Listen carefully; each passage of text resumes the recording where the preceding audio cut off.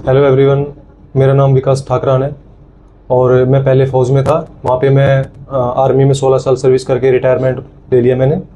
और अब मैं पेस एकेडमी में गुड़गांव कोचिंग ले रहा हूँ। तो इतने साल पढ़ाई छोड़ने के बाद मेरा बेसिक मैं बिल्कुल भूल चुका था। वो यहाँ पे मेरा आकर के बेसिक स्टार्टिंग में 2-3 महीने बेसिक क्लियर हुआ। उसके बाद मेरे एग्ज़ाम भी क्लियर हुए हैं। मैंने रेलवे का भी मेंस दिया था, जिसमें मैं अभी सेलेक्ट तो नहीं हो पाया मैं।